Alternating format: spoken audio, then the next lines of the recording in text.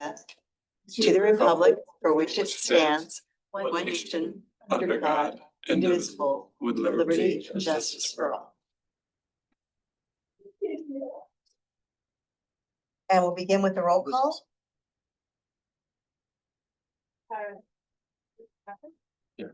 Commissioner Menon. Present.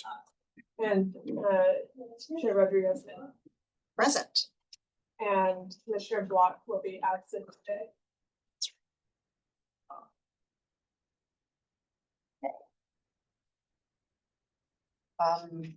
Now we move on to public comment.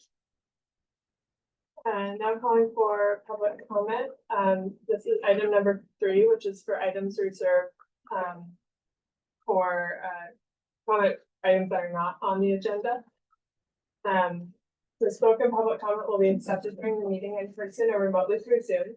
Public comment in person will be taken first, followed by speakers on Zoom. You'll be called by name to speak when it's your turn. If you wish to speak to the commission, please fill out a speaker slip located near the conference room door. If you have anything that you wish to be distributed to the commission and included in the official record, hand it to myself and I can distribute that information to the commission members and staff. The speakers on Zoom, please use the raise hand function to indicate that you would like to speak for an item. When the chair calls on public comment, click on raise hand. Speakers will be notified shortly before they are called to speak. You'll be provided the ability to unmute your microphone and begin speaking. And public comment is limited to 2 minutes.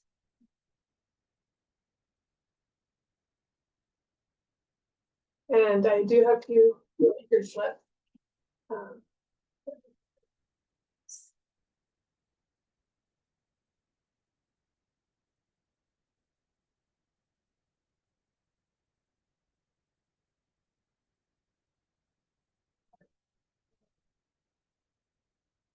Well, I continue with public comment, and I'll. So we have 2 speaker slips for public comment. We'll start with Jane. Jane, would you like to share your? Sure. comment? Should I just sit here? You can sit there, or if you want to be on the video, it might be better to come be to over the here. back. Okay, of the great. table here. Thank you. And sit or stand? Whatever you're comfortable with. Either? Okay, great. Hi, guys. Hello. I'm Jane Cormier. Hi, Nicholas. What's going on? I'm the co-owner of Board Sports California. And we are a concessionaire inside Coyote Point Park here in San Mateo. I've been working closely with Nicholas lately. We've been operating as a sports retailer and lesson and rental operator for over 20 years in the Bay. And we have 2 concessions, one inside Coyote Point Park and then another one over at Crown Beach in Alameda. And I just wanted to come today because I'm familiar with the Parks Department and I'm familiar with the foundation. We've worked with them a little bit in the past, and I haven't gotten to know the Parks Commission.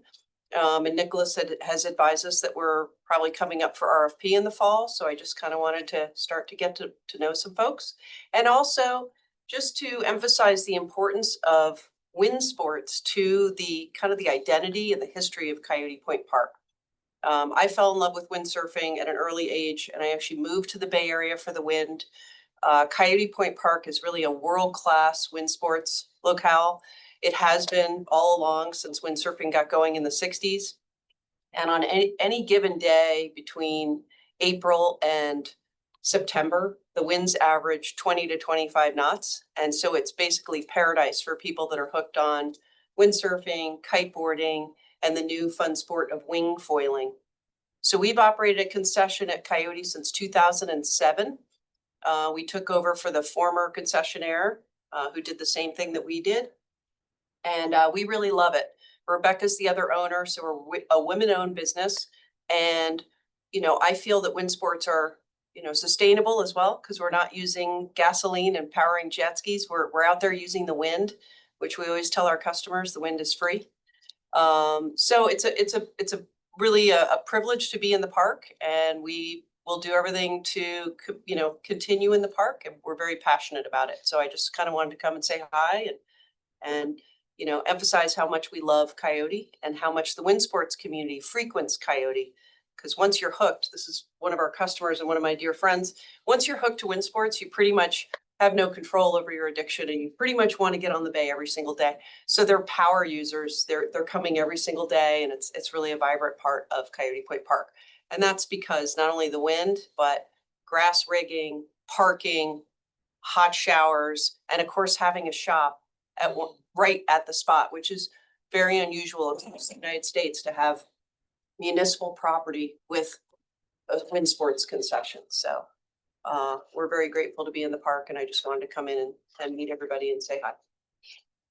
Thank you so very much. Yeah, Thank appreciate you. it.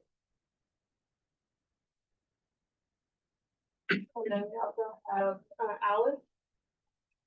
Hello, everybody. It's nice to meet you, and glad to have the opportunity to say a word or two here in support of Board Sports California. I have been using Coyote Point and Alameda and all sorts of access points around the bay for wind sports for quite a while, and have recently gotten addicted to wing foiling in the past few years. And over the years, I've seen that the presence of board sports at Coyote Point is really key for having that be an attractive place for wing sports enthusiasts to use, because there are a lot of little bits and pieces that go into the equipment, and oftentimes people leave their house and they forget some small piece of equipment that they can't get on the water without it, and having a shop there is really key. And also being able to test equipment conveniently without having to drive to some other location and then drive back to the beach. And the other thing that I've noticed over the years is that Jane and Rebecca do a really, really good job of keeping the place neat, and they've organized events where people get together and go out and pick up trash around the park, and they're real stewards and caretakers of the place. And just wanted to say that I think it's great that they're there, and it would be wonderful if they could stay there, because having equipment available for people is really important. So thank you. Thank you so much.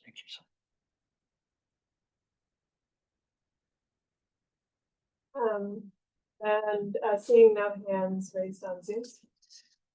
No further public comment.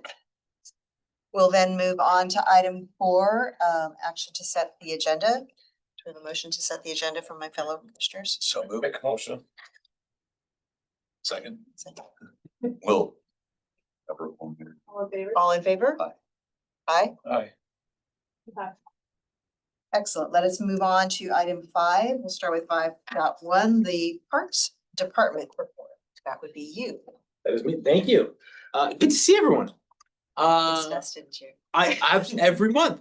So let's hear. So this is our first in conference room meeting. 2 months, 2-3 Yes. months, right? Because we didn't have one last meeting, and then the meeting before that we met out on Flood.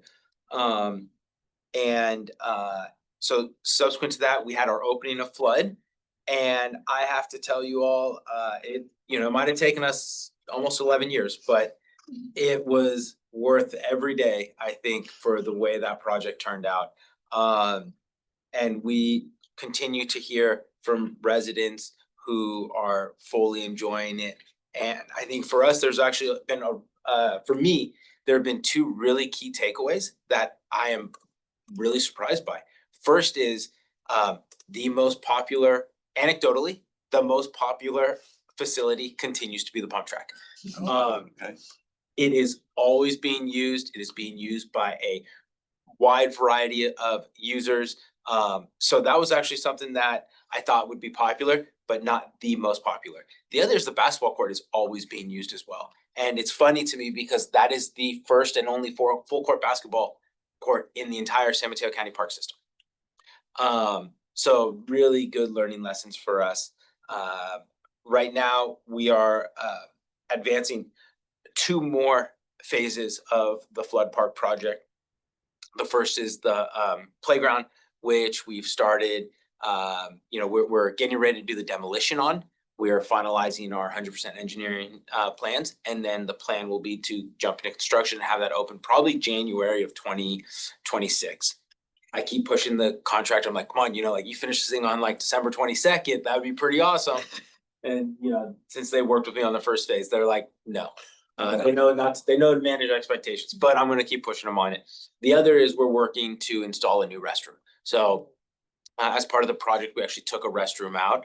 And so we know that demand is, at a certain point gonna exceed our existing capacity of the two remaining restroom facilities. And so for us, it's a priority of getting that third facility in. And so we're working right now with a contractor to go through the design build process for that. Funding for both of those phases is in hand. And so it's just a matter of going through the process and getting those built out.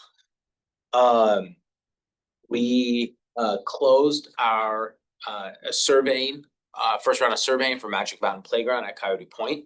Got some really great data from the community. And so what we're doing right now is just drafting the design build documents and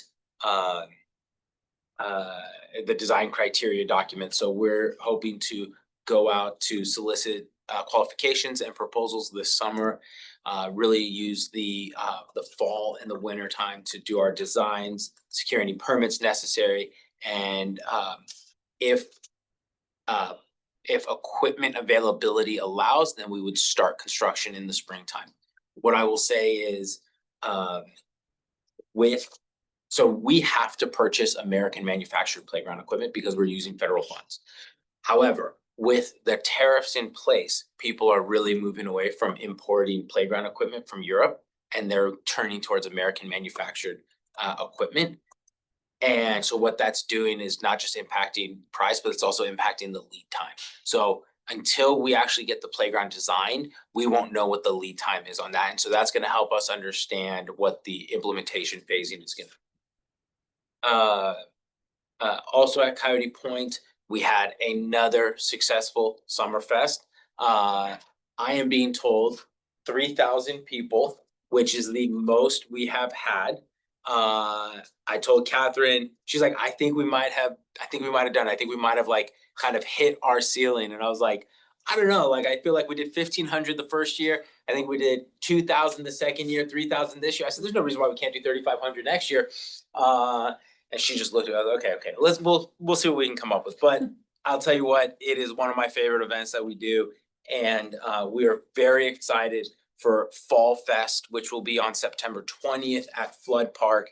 And so the new Flood Park really lends itself to be an awesome location for this type of event. We did try Fall Fest last year at Quarry Park on the coast. It was not really well attended, but also the fall is just such a packed time of year for the coastside that we think maybe when we get the ability to do it, maybe something like a Spring Fest would be a little bit better received there. One other thing that we are, and probably something I'm very excited about, is on Saturday, a pop-up restaurant at Coyote Point will be opening. And so the restaurant is Maverick Jack's. This is a local restaurant. There's one in Burlingame, one in San Mateo. And they're going to be out there on Saturdays and Sundays for August, September, and October. And we're going to be piloting that, and we're going to be seeing how that works. I do want to acknowledge Jane and Board Sports for really helping make sure that this happens. So Board Sports has been occupying two of the spaces at the beach chalet at Coyote Point. They vacated one of those, moved the supplies and equipment that they had into some shipping containers, and then that's allowing Maverick Jacks to utilize the snack shack as a pop-up hub. And so we are very excited. We've spent a lot of time talking about restaurants at Coyote Point, looking at different options. We're eager to see how this one works out. But Maverick Jack is a well-known local name, and so we're excited for the pilot. Optimistic. And then the last thing, our budget. So our budget was approved as was presented to you all earlier this year. The budget presentation went well. I think some really good questions were asked. A couple things that I think we're spending a lot of time talking about and thinking about includes really how we're tackling our wildfire fuel management, which you all will get a glimpse of. And then another one is economic development. So what are we doing to generate revenue and economic opportunities in the county park system? So those were really like just two of the thought-provoking questions that were asked. But obviously there were a couple other ones, but those were the two that have stuck with us. With that, you know, I think those are the main things I was hoping to bring up. And I'm not sure if there's anything else you want to bring up, or if there's any questions that we can answer. On the park equipment, can we, does what we're going to build have to be spec'd out? Or is it already spec'd out? Could we theoretically order the equipment now, perhaps warehouse it somewhere to kind of avoid supply chain issues, things like that? Great question. We don't yet, it hasn't been spec'd out yet. Okay. Yeah. I think we have a really good sense of what a lot of it's gonna be. But I think we need to get a contractor on board. The other thing we've also learned, and essentially I had a closeout on flood yesterday. So that approach is, it's called owner furnished, contractor installed, right? We would buy it, then we'd give it to the contractor, they'd install it. And we did that for summer flood, and I think it ended up creating some actually more complications. So actually, yeah, I actually said like, if I can have it my way, I don't think I'll do owner furnished contractor installed again, simply because it creates too many opportunities for people to point the finger at one another. Let the contractor buy it, is that? And then if something comes in and it's not right, or it doesn't install right, or then they're still responsible for it. Whereas if we do it, then there's a chance that it was our fault. But we've done that in the past, and sometimes it works, sometimes it didn't. I think on what we learned at flood, it's. Yeah. So. One throat to choke, let them deal with it. Yeah. But you know, we're very excited about the rate, the speed at which we'll be able to move that project forward, because it is a design build. Yeah. I have a question. So I know that product that has to be purchased has to be American made, and is there a couple of things in it, just to piggyback on what he says, I know in order for the bill, in order for the budget to have passed, and in order to show who, you know, the powers that be that, hey, we're gonna be purchasing American made stuff and not anything from Europe or Central South America. Is there someone that sort of proofreads, or like, let's say, multiple purchases were made for the kids' toys, the play area? Is there someone that says, okay, we got a better deal here, a better deal there, or they know what vendor to choose from when it comes to buying the equipment? So ultimately what will happen is What's the ultimate goal? the person who designs it will, so we'll take the information that was included here, like what type of equipment, the spinning features, the zip line, the swings, those things. And the contractor will include their own recommendation in those designs. We'll take a look at those and say, yes, we agree, no, we don't, right? I mean, we have some equipment in our system already that works awesome. We also have some equipment in our system right now that's a disaster.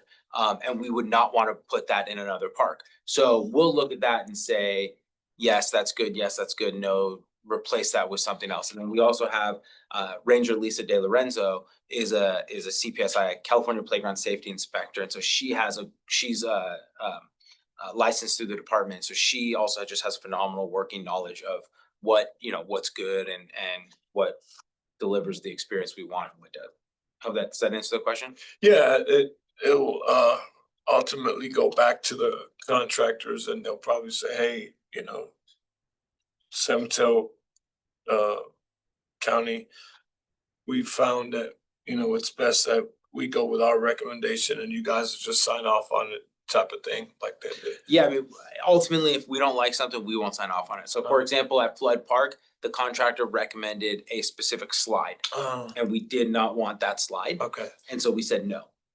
We said you have to come up with an alternative, because we do not want that product, because we've had problems with that product. Got it. So then they come back and they say, okay, then we can give you this product. It's another $1,500. And it's like, okay, well, the headache that it will save us on the back end is worth more than $1,500. So that's how that will work. On the questions, specifically the ones around economic development and revenue generation, was there any indication that is this something that the staff will be working on for the next year or so to have a different picture when we go back to budget negotiations next year? Or was that more, was it more theoretical? I mean, was it an actual directive too? Great question. I'm gonna be having a conversation with the supervisor who asked that question coming up here to get a better understanding of what they were after. I'll also have conversations with the other supervisors to see what their interests are. And that will guide what we're looking at, right? I mean, I think the board, the idea of economic development in the parks is something that the board, that prior boards were a little wary of, right? And so the idea that this is now an open opportunity, I think we need to put some bumpers on this, right? Just to understand, because you know, economic that could be anything that ranges from updating our fee schedule to something significantly bigger. We need to understand what that is before we kind of start going down that path. Yeah. So I don't have a good answer at this point. If you can keep us Absolutely. updated Yeah. of where that conversation goes, that would be great. Yeah, absolutely. And sorry, one other thing I just wanted to bring up that I did not include is the progress, and I know it's included in the report, but the progress on the San Bruno Mountain day use area. Hannah was showing me photos the other day and it is looking phenomenal. Like, I am so excited. I wish every building in our system could look how that is looking right now. So very excited for that, but Hannah's been doing a phenomenal job keeping that going and making sure that that's gonna get done here quickly. So but wanted to just let you all know about that as well.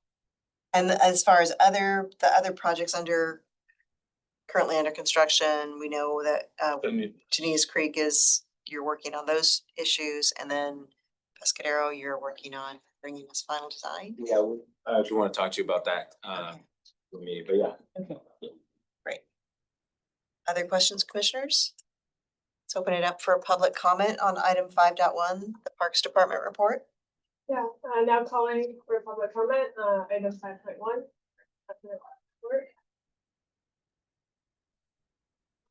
And I have no speaker slips for this item, and I'm not doing hands on. Okay, let's move on to item 5.2, the Parks Foundation Director's Report. Michelle. Good afternoon, commissioners. I have just 3 updates to share with you. The first is the foundation just purchased, I think it was 136 annual park passes to send out to all the libraries in the county. I think there's 33 libraries and they each got 4 passes. So those are good for the next year. I think this was mentioned at a previous Parks Commission meeting, but they're constantly checked out. Like, there can be a hold of 100 people wanting those passes and they circulate all around the county. So that went out. And then the other highlight from this summer is we funded 5 different groups to go camping at Memorial Park. I think the most recent one was just this past weekend, Casa Supla Coastal. So very popular, and we're already getting requests from new groups who want to do it next year. So that's great. And then the third and final thing is at the end of June, beginning of July, the Parks Department hosted a group, basically a summer camp of kids aged from like 6 to 14 to paint murals on all 4 sides of the restroom building along the Eastern Promenade at Coyote Point. So I wanted to formally invite all of you to a ribbon cutting that will happen on Saturday, September 6th at 9:30 a.m. right in front of the restroom building. And if anyone went to the Eastern Promenade ribbon cutting a couple years back, same location. So it looks really nice. This was a pilot, and we're already talking about a second location, hopefully happening in the winter and definitely next summer. So we'll see more art coming to all the parks. Happy to answer any questions about that. Excellent. Time again on that, on the mural? So it'll be on Saturday, Number 6. September 6th at 9:30 a.m. Yeah. Sure. And if I could just take a quick, like, all the amazing things that Michelle just talked about do not get done if the foundation is not supporting us. I mean, those camping trips, you know, Catherine would not have the support she needs to make those happen. And those are a huge success. I actually think they're probably the most influential or impactful program we run. Summerfest does not happen without Michelle and the foundation. I love the art project at Coyote Point. We went and looked at it. I'm obsessed with it. Does not get done without the foundation. So I really don't think the foundation and Michelle get enough recognition and credit for what they do. And that's really on me and the department to make sure that they're getting that recognition. But so much of what we do does not get done without them. And so I do just want to call that out. Thank you. I have a question.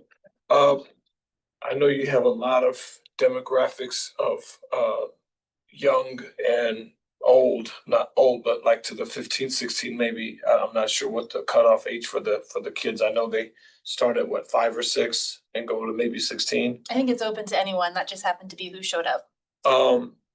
I'm sure that these kids probably their eyes light like a, like a Christmas time, or, like a, nice little winter show. They would not be given this opportunity if someone probably didn't sponsor them, or they wouldn't know about this unless someone pushed the envelope and said, hey, why not try it? Because for some, this one experience could mean a lot moving forward in their lifetime. They may tell others, they may, try to expand and say how big San Mateo County was in the summertime for them, if they talk about it during their school year or what they experienced. But I think my question also would be, what sort of help, and we can't thank you enough as a commission, and to echo what Chair Calderon said, by and large, what you do, whether it's you don't get much sleep because you're thinking of what do I do to please everyone, or you're thinking about 95,000 different thoughts. What can we make this camp better? What can we make? Is there any helping hand that you get from within the community other than what you do yourself within the foundation? I mean, our work doesn't get done without having partnerships throughout the community. So I thrive on collaboration. So that's really what makes everything work, is to not do it all by myself, to collaborate. And I also have 2 wonderful team members who work at the foundation, Christina and Leslie, who are absolutely fantastic. We work really well with Catherine's team in the interpretive department. We work well with all the friends groups. And so it's just, having lots of connections in the community kind of makes things a little lighter. We have a collaboration for Latino Conservation Week that has a lot of people kind of doing discrete little elements. So we're not responsible for all of it, but we'll come in and pay for certain pieces of it. So it's really just teamwork across the board. I don't know. I think somehow down the road, end of the day, you should have like a dinner fundraiser. I mean, I've always thought that should happen. Like, but I don't know how to plug and play of who to invite, who should know about it. It's, kind of like the summer nights, but it's kind of like a more of a formal reception to honor or to raise more money for. I think that would be a good idea. I just don't know how. We do it every 5 years. It'll be here before we know it. So we'll make sure you're invited to the 2027. I don't know. Yeah, I was gonna to echo that, I was gonna ask, is there anything that this commission can do to further support the work, to help you with those partnerships, to, Well, I'll just mention, if you ever want to table at a park in your district, we'd be happy to do that with you. okay. Yeah. We often do it at Sawyer Camp Trail, but it'd be great to do it at Marauda Surf or some other place. So if that's something that appeals to you, don't hesitate to reach out to me. Great. And then I had a question on the mural art program. Did you collaborate with a A nonprofit called Compass Point Mentorship. Compass Point membership? Okay. They started doing this in Santa Clara County parks, but a lot of their kids live in San Mateo County. So they were really wanting to do something up here. And where do the kids, what parts of the county do the kids come from? Do you? Want to answer that question, Nicholas? I can say that 50 of the 58 kids come from within San Mateo County. I believe San Mateo and Foster City Top 2. were the top 2 with about 50. 8%. Yeah, Yeah. Okay. that's very sad. Looking at my coast side kids. That's Any other questions? Yeah, there I wasn't don't- very much from the coast there side. wasn't a lot from but the so, coast side. Think about that. Yeah, maybe we can raise some awareness out there. Yeah. Yeah. Other questions? Good, thank you. Okay, open it up for public comment on item 5.2. We have time for public comment on item 5.2. No speaker slips for this item. And currently seeing no hands raised. Thank you very much, Michelle. Thank you, Michelle. We'll move on to item 6.1. the Vita Verde presentation. They are one of our recipients of the Fish and Game Propagation Fund grants. And we have Arturo Cervantes joining us for this presentation today. Hi, Arturo. Hello, hello. Thank you for having me. Gotcha. Very excited to talk a little bit about Vida Verde nature education and talk about how lucky we were to be a recipient of the Fish and Game um, grant that we got in 2024. So I actually have a little kind of like a little mini slideshow just to share to have some visuals as I'm talking. So let me see if I could share my screen really quick. Um, okay. Are you guys able to see my screen? Yes. Perfect. All right. So yeah, so Vida Verde, we're actually on our 25th year anniversary this year. We've been running Vida Verde for 25 years here in San Mateo County. We're based in San Gregorio, and our mission is to promote educational equity in the outdoors. So basically, to us, what this means is we take Title I schools in San Mateo County, Alameda County, Santa Clara County outdoors. And because they're Title I schools, that means that they come, we're able to get them to come for free, which is very rare nowadays. So throughout the year, we have 32 weeks of the school year that we bring Title I schools to our campsite. Usually those Title I schools are like 85%, they qualify for free or reduced lunch, and usually 99% of them in these schools identify themselves as people of color, as like myself.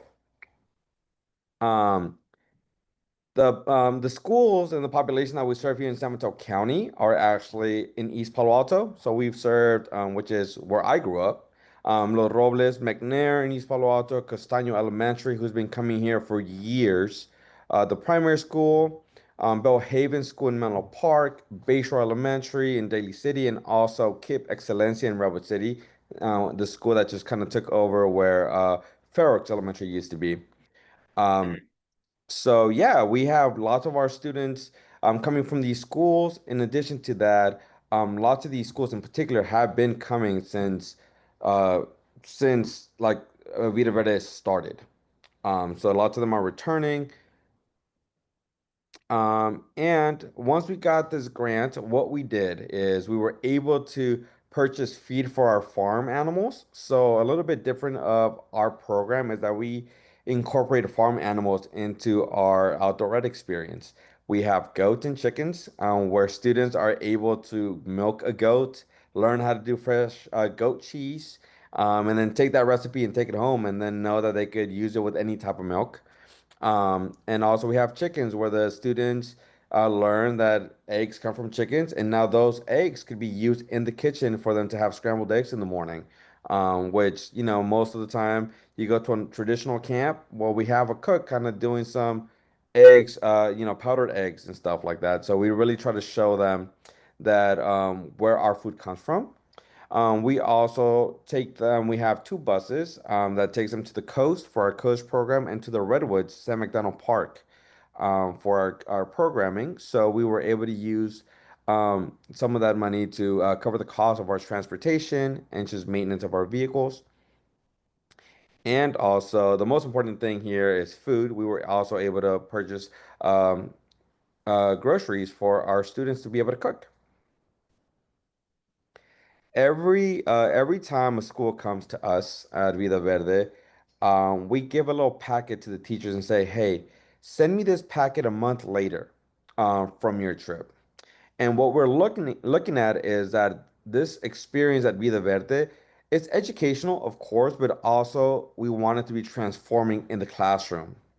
And what we want to do is, what I mean by transforming is like we want students to learn and see how positivity and kindness could be shared in the outdoors and then bringing that over to the classroom.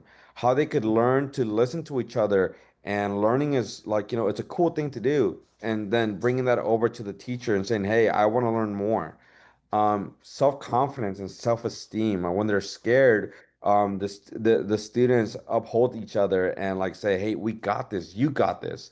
So most of our reports are over 80%. Some of them are high in the 90s, like self-confidence is 96% across our San Mateo teachers. So we're really seeing a huge impact on just kiddos coming in, never been outdoors, and all of a sudden they're coming in and they're like, this is a little sketchy, and then leaving and saying, this is amazing. I'm gonna tell my mom that St. McDonald Park is within like 20 minutes of our house, and then we're gonna come here and hike, and feeling confident about that.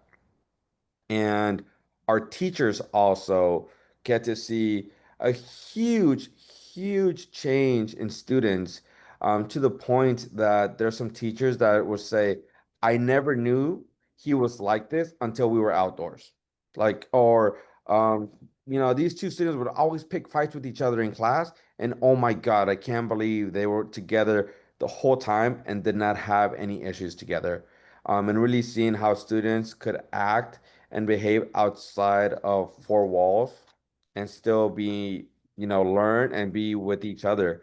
One of the big things that I say when I'm doing presentations is that our students come in as a classroom and then they leave as a community. Because that's our goal at Vida Verde, to making sure that all the students that are coming in is more of a bonding. We say this trip is not our trip, it's their trip. They're completely in charge of the trip, from dishwashing to cooking with our instructors to setting up the tables. This is their trip, and that's what Vida Verde is about. So I'll share that. I'm gonna share a little bit about that. Thank you so much, Thanks, Arturo. Arturo. Questions welcome. from our commissioners? I have So Arturo, I would love to hear, and thank you for the presentation.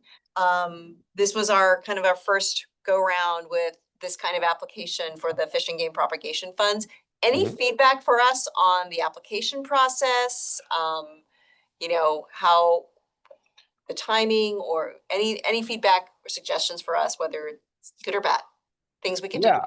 Yeah, that's a really good question. Unfortunately, I'm not able to answer that question because my development director is the one that did all this paperwork and just the application process, and she's currently in the East Coast. She was supposed to join me today, but she actually is in the East Coast, and she realized that she's 3 hours ahead and was going to be super late for her to be attending this.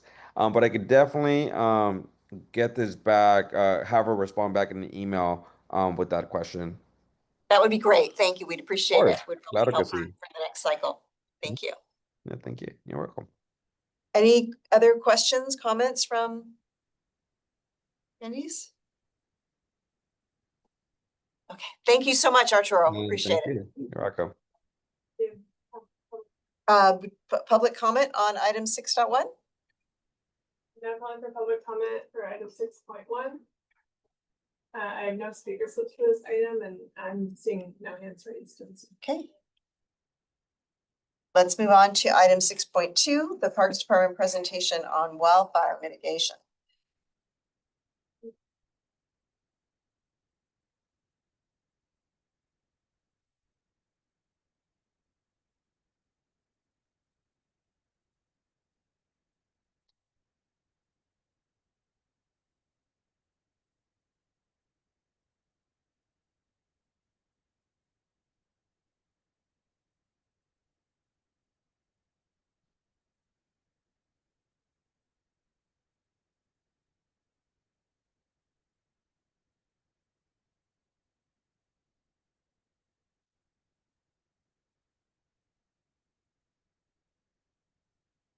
Yeah, this evening, for the commission meeting, this afternoon, I'm gonna be presenting on our, County Parks Department, wildfire mitigation program. And this is an updated program that, replaces our prior wildfire fuel management program that we've had in place since 2021. My goals for presenting are to share some of the details of our updated program, which will highlight the benefits and decision-making around how we conduct fuel management and other wildfire mitigation work, how we identify that work, And also sharing some details about what to expect within the park system in terms of what type of work is performed. You'll also be able to get a better idea of work that's already been underway in the past several years and what new projects are being planned.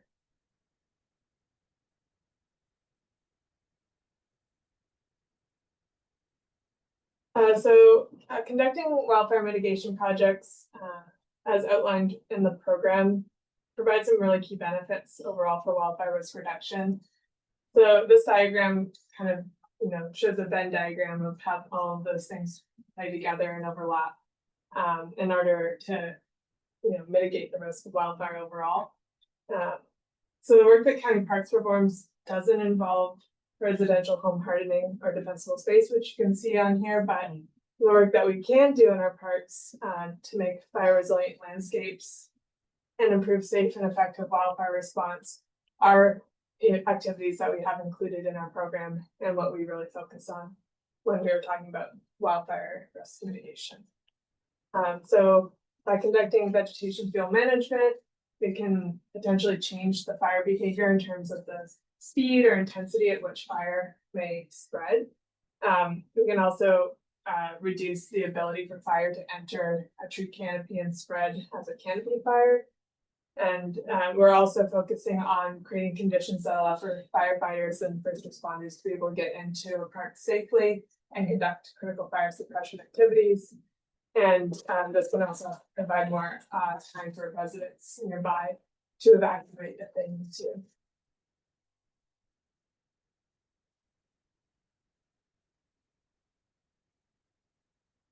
However, it is important to note that wildfire mitigations are not able to eliminate all fire risk. And so things like fuel breaks are not intended to completely halt or stop the spread of fire without fire personnel also being in that area and using that location for active fire suppression. And there will also always be factors affecting wildfire behavior that are outside of our control, such as weather conditions or the terrain or topography that we have in the parks. And our wildfire mitigation projects can also have an environmental benefit. So they can help improve forest health by removing dead or diseased vegetation, make forests more resilient against climate change, improve wildlife habitat, and reintroduce disturbances that are a natural part of the ecosystem.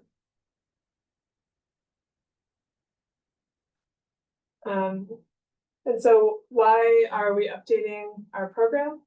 So our previously adopted wildfire fuel management program was initially adopted by the Board of Supervisors in 2021. And at the time, we'd identified this as a program with a 5-year time frame. And so we're getting close to that 5 years. And so we've been working on this updated program. And so the document as a whole, which will be on our website for people to read in full, will provide more context and rationale for the different types of projects that we complete and how we define them. And we've also included the addition of infrastructure improvements that provide access into our parks and provide that ability for fire suppression and safe response to wildfires. And we really heard this as a top priority from the fire agencies. And so that's kind of the shift from being a wildfire fuel management program to what we're calling more of a wildfire mitigation program that captures that infrastructure aspect as well. The update also incorporates additional spatial data and mapping resources that have been developed since 2021. And we're able to use this to assess fire hazard and risk in areas that are adjacent to county parks. And so specifically, this includes CAL FIRE's updated fire hazard severity zone maps, which they did an update to in 2023. And we've also been a part of a regional vegetation mapping and modeling project, and that was completed in 2022. So there's this new fuel model that came out of that also helps provide some additional map data that we can use to visualize hazard. And our program will also, provide a more updated reflection of work that's been completed in recent years and the projects that we still have kind of in the queue coming up, hopefully.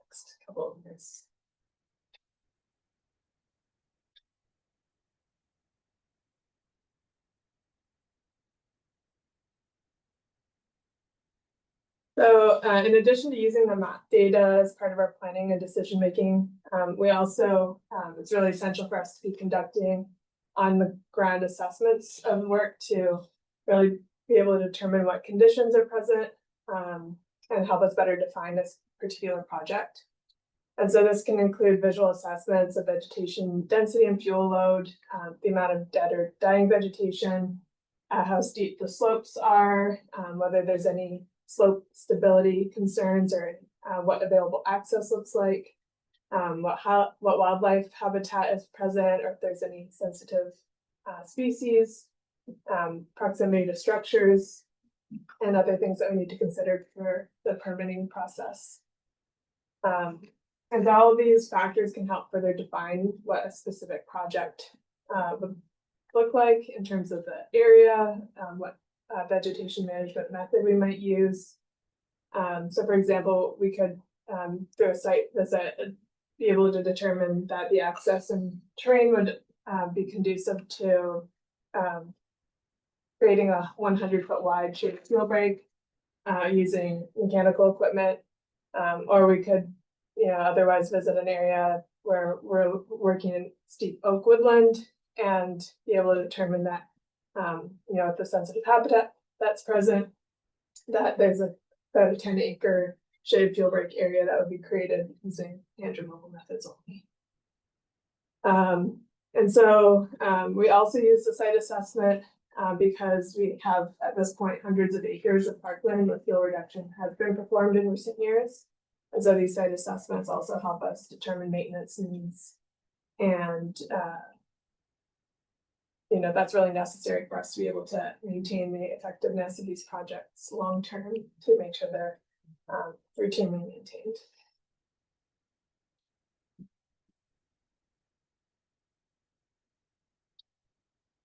So now to just get into some details of the projects themselves. So fuel breaks are the most common project type within our parks for wildfire mitigation, and shaded fuel breaks in particular are used in forested settings where we're thinning the understory vegetation and retaining the overall story canopy cover. And these are typically located along park byroads or ridge lines or near park boundaries where we have communities or other structures adjacent. And these are meant to be strategically located where they can help slow the spread of fire and also help support fire suppression efforts and evacuations if they need to occur. In total, we have 744 acres of shaded fuel breaks identified throughout the park system. This includes areas at Edgewood County Park, which is shown in the blue on the map. And then these images here are some before and after photos of shaded fuel break work that was done in 2023.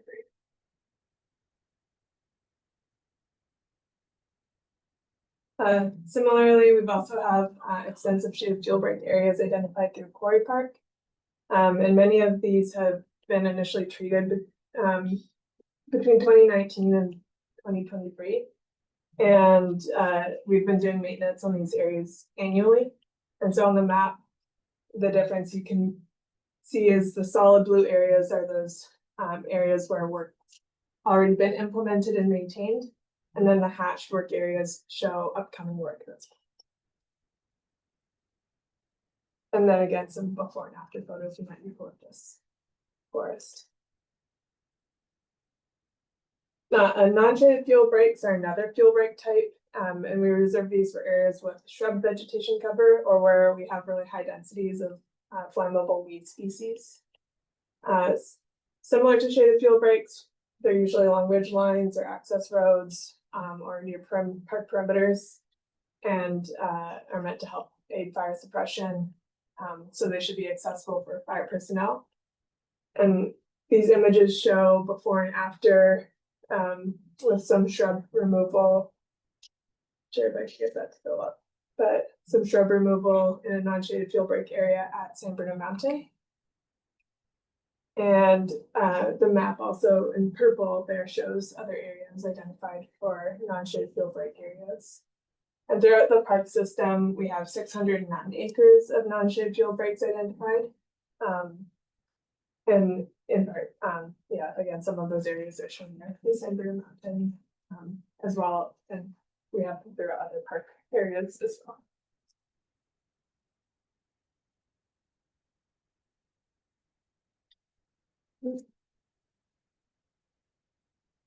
No, it's still bad, right? For forest health treatments at Hutter and Wonderlick County Parks, a CAL FIRE Forest Health Grant had funded the completion of nearly 400 acres of forest health related work for those of the green areas on these two maps. And so the forested areas in these parks had been affected by sudden oak death and a lack of active management or disturbance. And as a result, we had some very overly dense forest stands present in the park, kind of over, getting into that condition over many decades. So forest health projects follow a similar approach to shade fuel breaks in terms of focusing on managing understory vegetation and keeping that overstory canopy intact, but can cover broader areas within the park landscape where forest health has been impaired. And this can help both mitigate wildfire risk by reducing the flammable fuels that are across the landscape and also improve forest health and resilience overall. And so these are some photos for those forest health treatments in Hutter and Wonderlick. And throughout the park system, we have 518 acres of forest health work identified.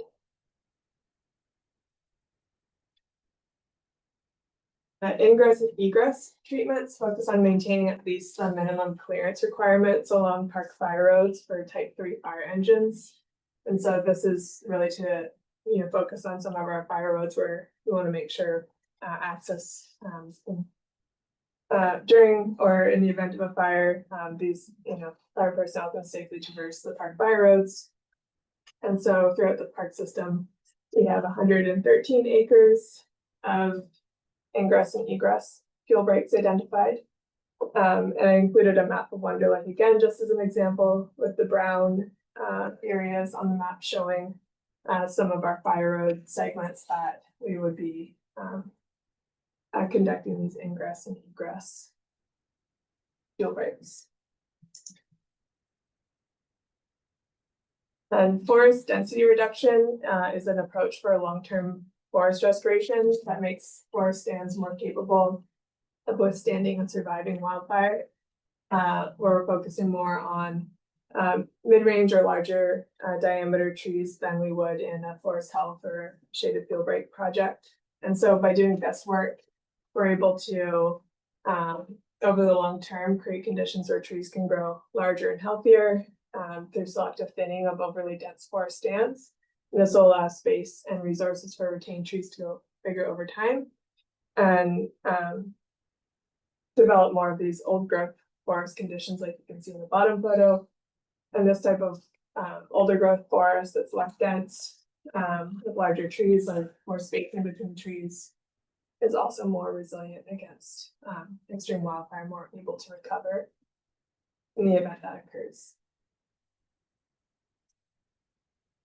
And then lastly, our fire-related infrastructure improvements can address things like road-related improvements, like repairing bridges or stream crossings, and improving or extending fire roads.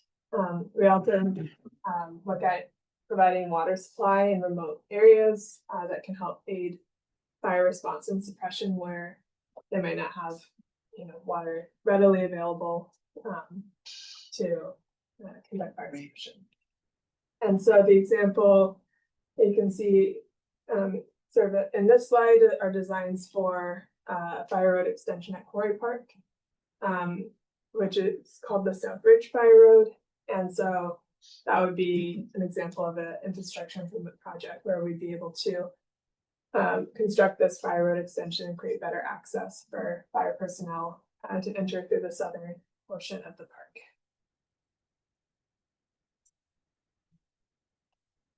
And overall, our wildfire mitigation program is a guidance document for the Parks Department for our decision making. It will help It helps us plan projects and allocate resources and funding for the work. And so with the prior iteration of the program, we've been able to implement 1,856 acres of fuel reduction since 2018. And we've also been able to use the program to identify projects that are eligible for grant funding and have been successful in obtaining over $7,600,000 in grant funding, with some of those grant programs listed there and amounts. And this has been used to implement wildfire mitigation projects within our park system.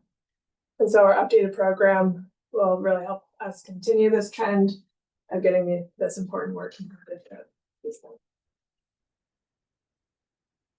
With that, I'm happy to answer any questions. Thanks, Jane. Anyone have questions to start with? Of this, so the 7.6 million is what you've been awarded to date, but how much of that has already been utilized, and then how much is for the next 5 years? Yeah, so about a big chunk of the grant funding that's still to be spent was there's like a $3.9 million grant included in the list, which is work for the forest health and fuel reduction work at Pescadero Creek County Park. And that work is going to be starting this September and be completed by 20, I believe we're targeting to complete before 2028. Okay. And so that is a big chunk of that 7.6. And we also have another $275,000 that the work we're actually going to be starting on Monday. And that is a 2-year grant. And so that would, I guess that would count for a little over half of the funding, just because one of those projects is a significant portion of that. But the remaining amount of that grant funding is all work that's been completed and spent. And maybe just to piggyback on that, that's just the grant funding. So in addition to that, there's been an additional 7 million allocated to the department since 18-19, or was it started getting 2021? 2021? Okay, So I take that back. So 5 million since 2021, and that's Measure K. And so Okay. that's for all, it's also for fire mitigation funds. And so we use that as our local match. We do that to implement projects that don't have grant funding, things like that. Some of our projects, and I'll let Hannah give you the specifics. In recent years, we've been targeting smaller but more technical projects that are not always as competitive for grant funding, but are no less important. But as a result, we rely on our own funding for that. I think Edgewood would be a great example. Yeah, so certain projects that are maybe between 10 and or 40 acres, and ones that we feel like on their own, cost wise or scale wise, a lot of the eligibility criteria for a lot of the grants are looking for projects that cover really large areas. And so for some of these grants, we've partnered with the San Mateo Resource Conservation District, who made connections with other landowners, and the grant actually covers many properties in addition to county parks. And so that's been a way in which we've made our projects competitive for grants and successful in getting funding. But when we have some of these smaller projects, that Measure K funding would have been our main resource, where we can just look at this, smaller area within a park and focus on doing that within our resources, rather than, trying to seek a grant for something that the grant is not really fitting their criteria. I had one question. Hannah, what is CAL FIRE? What hand do they have in this to help you with the report, to say, this is X amount of money that we have for this region and that region, and it's a Measure K, that's 5 extra billion that I didn't know that we had, or that the county had for that, but, what is their voice in your report and everything that you just presented? Where's their vocality on this whole umbrella? Yeah, no, that's a great question. Thank We you. work really closely, meeting with the fire agencies and that included CAL FIRE, and other local fire agencies like North County Fire and Woodside Fire. To assist in, developing the program, providing input on what they're, from their perspective, what are the highest priorities for projects and for needs for, fire mitigation. That was a big reason why we've incorporated this infrastructure aspect, because that was a big thing CAL FIRE communicated to us as a, a really necessary effort, just to make sure there's gonna be safe access into our parks for them to be able to respond. And so, yeah, they've been involved, they provided feedback on the program, and the priorities that they've identified are incorporated into our treatment areas or our project list. We also, CAL FIRE is one of the agencies that, is a granting, like for, they have grant programs that we've pursued for funding. So, we think about those types of programs, like those grant programs, when we're, kind of fitting projects into grant eligibility. We also have a good partnership with our local CAL FIRE in terms of the crews that they have that can do actual on the ground fuel reduction work. So for example, we had the CAL FIRE crews do a shade fuel break project at Philipon Flat, where they were managing a cypress grove, and that was actually work implemented by CAL FIRE with their crews. So I'd say there's a lot of different ways in which we interact with CAL FIRE, and we're working with this program. Rangers, if God forbid, but if need be, before any local agency or CAL FIRE themselves, they're trained and equipped to help, maybe put out the fires, or if just something just happens at San Bruno Mountain or Coyote Point. Rangers are trained to step in and help put the fires out, or not necessarily? Our rangers aren't trained in fire suppression, but they are always involved in fire response. So if there is a fire incident that occurs, our rangers are helping evacuate the park, close it for access, stay in constant communication with the incident command for the fire, and provide other support in any other ways that we can, whether it's through bringing resources out for the crews that we Just waiting for the local agencies of the big cities to respond to help put the fire. But our ranger staff aren't trained in Okay, good to know. fire suppression. Firefighters are. Are these county employees that are actually doing this work, or contractors, or CAL FIRE, or a mix, or? Yeah, it's a mix. I mean, a lot of the projects, the actual vegetation management work is completed by contractors. Like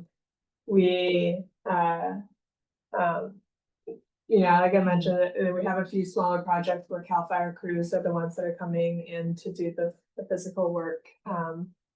And then we do have, some in-house equipment for, smaller projects, like, be a good fit for some of our egress. Fuel breaks, we're able to use, we have a couple of massacators in terms of equipment that the department owns in-house. But in terms of most of the on-the-ground vegetation management work, we're hiring contractors. Okay.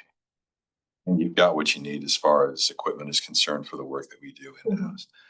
I'm a little surprised to see as little grant money coming out of the federal government as we had up there, given the attention that California fires get in DC? Are there additional grants out there that we perhaps could go after, or are we doing everything we can do there? I guess is what I'm asking to get Yeah, federal I money. mean, I feel like our through the hazard mitigation grant program where we got funding, this was a FEMA program. You know, those are usually made available in response to a disaster declaration and whether that's in your area. And so we were able to apply for this one after the CZU fire and that disaster declaration. So there was funding that became available in our area for wildfire hazard mitigation after that. But that's kind of a trigger for when we know we might have an opportunity to apply for certain. So it's disaster reactive funding. and not proactive, in other words. From for the most part, from that's FEMA's federal perspective. funding that I'm familiar with from fire mitigation, that's my understanding. Yeah, and actually, most of the federal funds go through the state, so you Yeah. actually act as a sub-recipient. So in this case, actually, we weren't the recipient, Cal OES was the recipient, Okay. and we were a sub-applicant to them. What I would also say is, we will go after whatever money is we're competitive for. Okay. However, I prefer to go after state money. It comes with fewer strings attached. It avoids some of the federal regulations and bureaucracy, frankly. And the state is a lot quicker at getting the money. So Hannah, we applied for the FEMA funds in 2021 and we received them in mid 2024. Right? Mhm. We reach out to Right. CAL FIRE on a grant and we find out very quickly and then they're ready to roll the money out and we're ready to do the project. So just from an efficiency perspective, the state is a much better partner to work with in that regard. Great. Again, I won't turn down federal money, Sure, but I prefer to be working with the state. that makes sense. Thank you. And so in terms of the rolling out this updated plan, can you walk us through a little bit more about that process? So you're putting it out for public comment or? Yeah, thank you so much. So we are kind of in a public engagement kind of phase right now. Our plan is to present this to the Board of Supervisors for approval and adoption on September 9th. And so we have a few public meetings coming up. I'll be presenting to the Pescadero Municipal Advisory Council and Midcoast Community Council next week, and we'll be hosting just a broader virtual public webinar near the end of the month. In terms of the commission, there would be time to bring back a potential recommendation or consideration for the September meeting if the commission wanted to make a recommendation on this before the September 9th board presentation.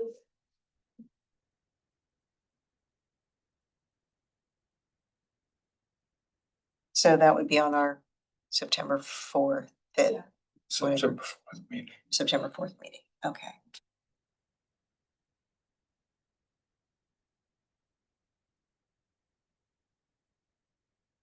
I'm sorry, I won't be able to hear your presentation to PMAC next week because I won't be there. But you're welcome. No. Further questions? Good. Did you questions have? So organizationally, you touched on this a little bit. And let me go back a little bit, since this is the 5-year anniversary of CCU fires coming up. Prior to that, believe me, Yep. I can still tell you exactly what I was doing every day that first week. Prior to this, like has the Parks Department approach and resources toward wildfire and forest management considerably changed in the past 4 years? Would you consider, do you envision that this is going to continue being a bigger part of the resource management mission? Or is this like it's only that we're aware of it now because we had this big event? I'll take the first stab and then I'll hand it off to Hannah. But, I would say prior to the governor's 2018, 2019, 35 emergency projects, which we had 2 in our system. Prior to that, the department didn't really do fuel reduction. We had the CAL FIRE crews roll through. We would do a little bit on our own, but largely like maybe 10 acres a year. The state went through that horrible period where it was like every year we were having multiple mega fires.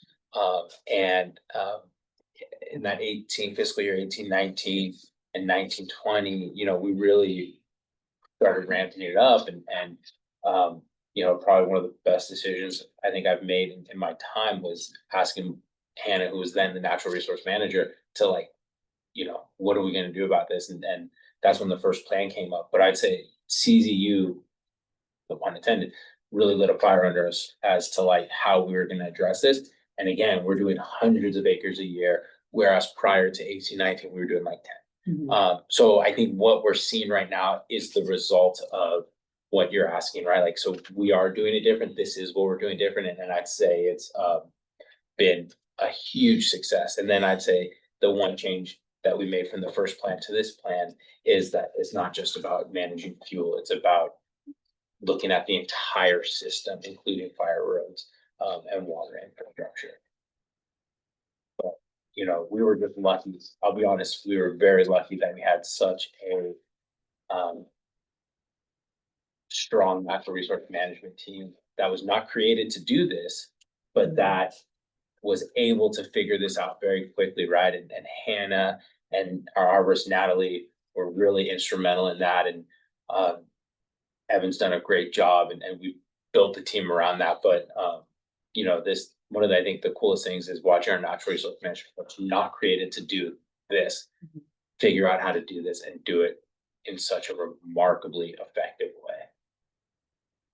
And really Hannah deserves some credit for that as, the natural resource manager at the time, and then stepping into her current role has just made it even better. So yeah. I would say we've been able to also kind of focus on with hiring for the natural resource team, been able to hire folks who have really strong forestry and fuel management backgrounds. So really bring a wealth of expertise to the team with making decisions and pretty safe. So in 2018, 2019, you had a team of 3, and now you have a team of 3.5? Technically it was a team of 2.5. Yeah. Right, because it was you, Natalie, and Sean. Yeah. And then we added Sam. Yeah. And then Sean went and Grace came, and now we have Taj and Emma and and Evans, the natural resource. It's grown up substantially. So technically, when I joined the department, we were a team of 1.5. It was, I think Ramona was on leave, but it was Hannah and Natalie. That was the team. Small but mighty. Awesome. Yeah, that is pretty remarkable. Okay. Other questions from the commission? No. From the department? Okay, public comment on item 6.2? Yeah, I'm now calling for public comment for item 6.2. I have no speaker slips for this item and no answers. Okay, let's move on to item 7. Item of outstanding business, a resolution to amend our 2025 commission meeting calendar to set the meeting location for September. This is attached to your agenda packet as resolution 2025-03. Which, do we need to read the whole thing? Which simply says that we are amending our calendar to hold the September 4th meeting at the San Bruno Mountains County Park. Any discussion, commissioners? Nope. We have to take public comment on it? Public comment on the change of calendar? Now opening for public comment on item 7.1. And I have no speaker slips for this item and seeing no hands raised in Zoom. Do we have any motions to advance this resolution? Second. All in favor? All in favor? Aye. Aye, Motion passes. great. 7.2, update on commissioner vacancy. Do you have an update? So the vacancy closed, I believe, on Friday last week.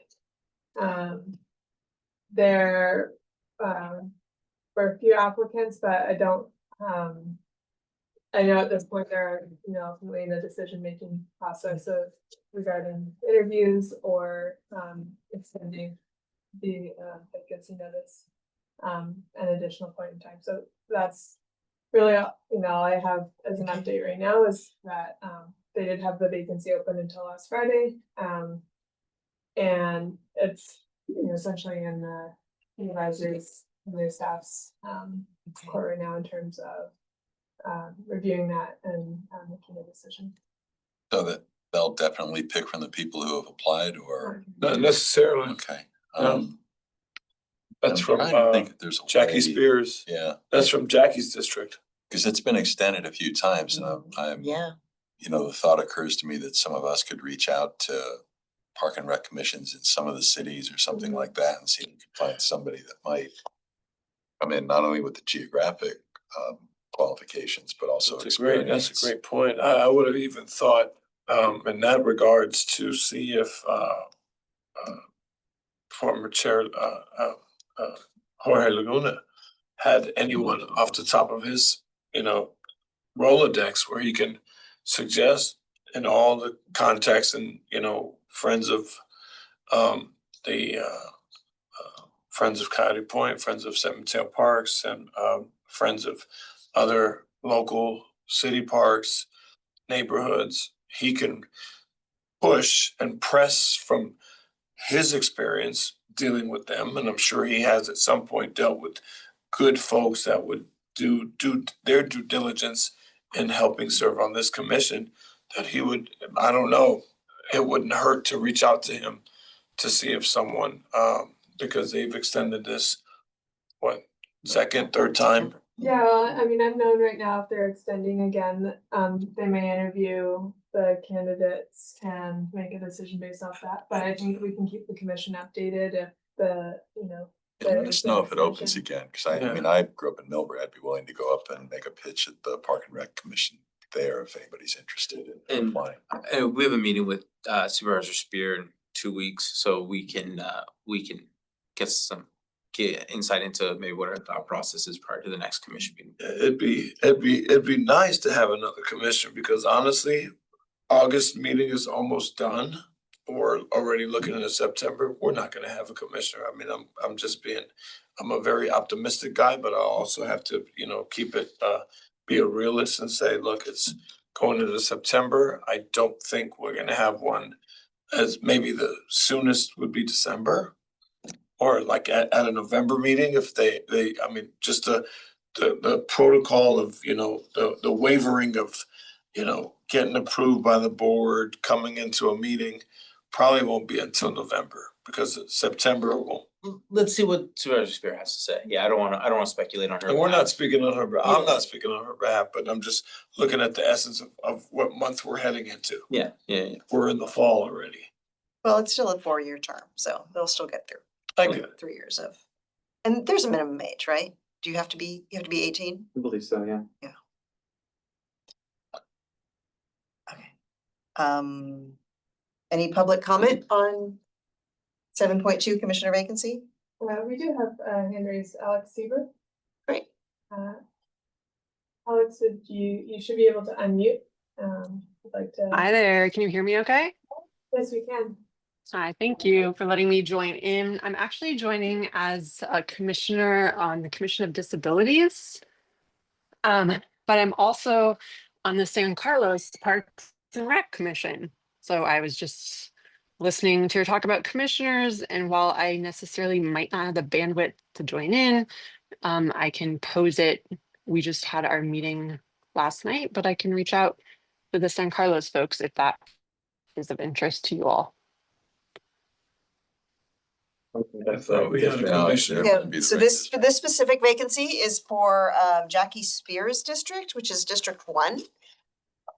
But so certainly if you know anyone in that portion part of the county, we would appreciate mentioning it. Got you. Actually, Yeah. yeah, some of the folks, yes, I will reach out to the folks that I know. Yes, Great, thank you. Do appreciate it. of course. Thank you. Any further comments from the public? No further comments. Okay, moving on to item 8.1, any commissioner updates or reports out? Just general information items that you'd like to share? I'm continuing to visit the parks, and familiarize myself with parks. I've been to Coyote Point a couple of times, visited the beach, went out to the yacht area, talked to the harbor master about how things are going out there. He'd like more money, by the way, but there you go. Yeah. Outside of that, Uh, what's going on? Been to Huddard, I went out to Fitzgerald and wanted to explore out there, but the pupping fences were up, so I need to get back. they're down now. They are, this was a while ago. I suspect they are down, so I gotta get back out there and check that out a little more, but gonna continue my tour of the parks that way. Good for you. It's tough work, huh? I mean, It's super, oh, it's just right over the hill and you gotta deal with all the beauty and it's just something else.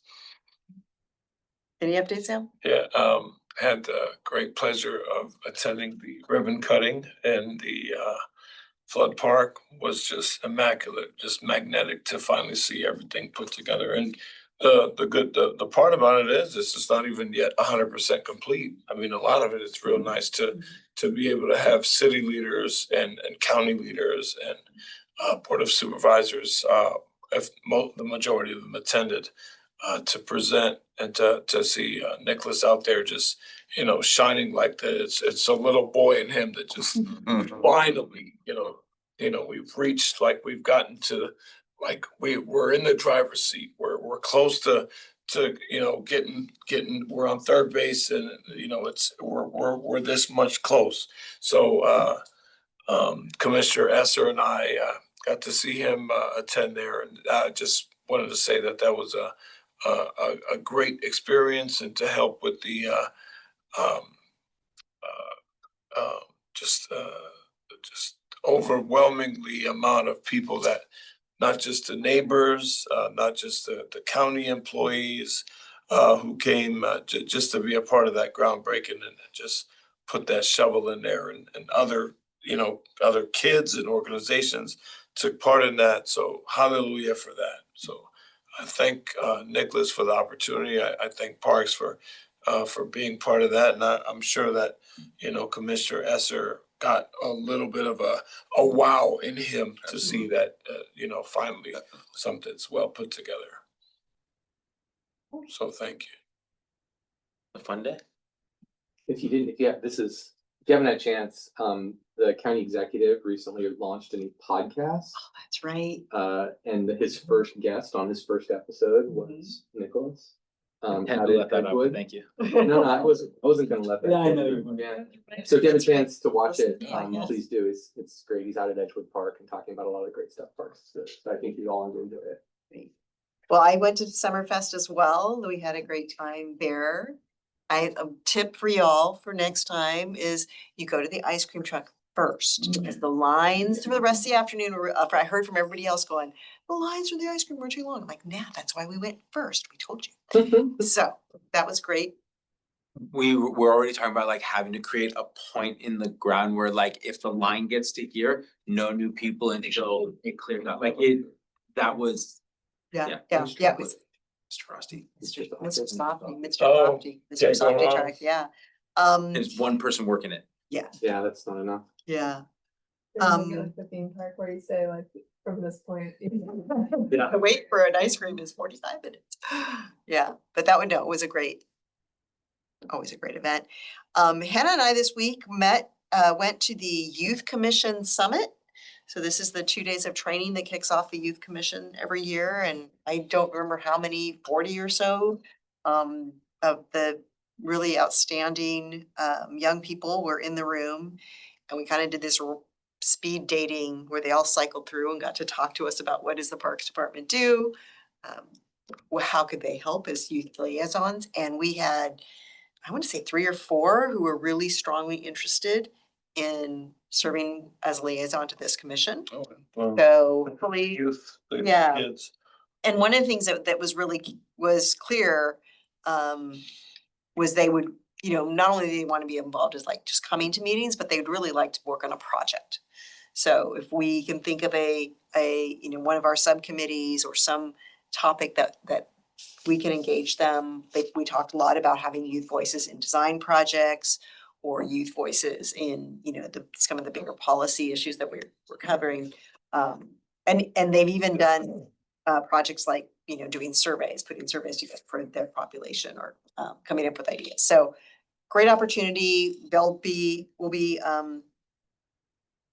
exchanging some emails and figuring out who's committed and who can come to attend these meetings in the future. And hopefully we'll get some great partnerships going there with the youth.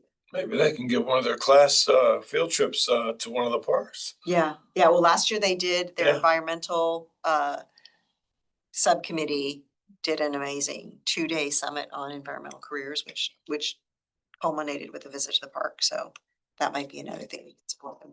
Yeah, local high schools, doesn't have to be a city school from here. It could be any school in San Mateo County. They can have a school field trip at one of the parks.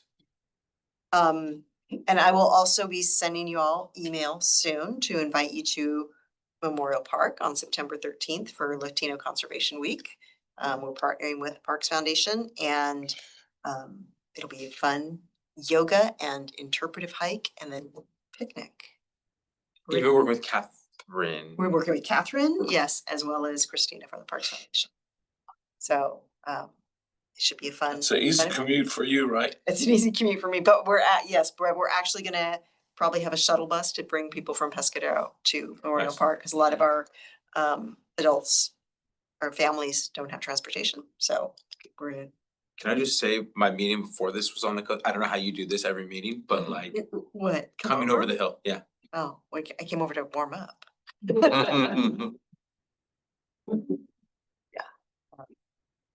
So great, good work, everyone. Getting out there, being good ambassadors for our parks. Any public comment or questions on item 8.1? Now calling for public comment for item 8.1. And I have no speaker slips for this item. I'm seeing no hands in Zoom. Okay. As item number 9, items for a future agenda is simply our list of topics to keep in mind. Next month's meeting will be at San Bruno, right? Keep wanting- Several mountains. I got stuck that we were gonna go to Edgewood, so now I keep wanting to say next week we be Edgewood. But okay, San Bruno Mountain. We will be talking about whether we want to issue a recommendation for the wildfire mitigation program, among some other presentations, I think. Yeah, and able to see the progress on the San Bruno project, and then be able to do a short hike with some other restoration and wildfire mitigation. Great. Comments or questions on or suggestions for a future agenda? I'll also note that, yes, after September, we have October, we have 2 meetings left. And so I want to make sure that probably in October that we review our work plan and we try to start thinking about an end of the year wrap up to the Board of Supervisors. For now. Yeah. October, November, December. Do we have a December meeting? Oh, Yeah. it's not on the calendar. Well, we have a December meeting? Okay, well, Got cut off. well, December will be like, we have to wrap stuff up, and Wrap don't we up. have to elect Hmm. new? But we do that in December, Mhm. so that's not really, yeah, anyway. Final comments or questions on item 9 or public comment on item 9? Now calling for public comment for item 9, items for future agenda. And I have no speaker slips for this item and seeing no hands in Zoom. Then with that, I would move to adjourn our meeting. I can. 5:29, 1 minute. That was my goal. All right, we're gonna wrap up by 5:30. Wow. All right, 5:29. Thank you.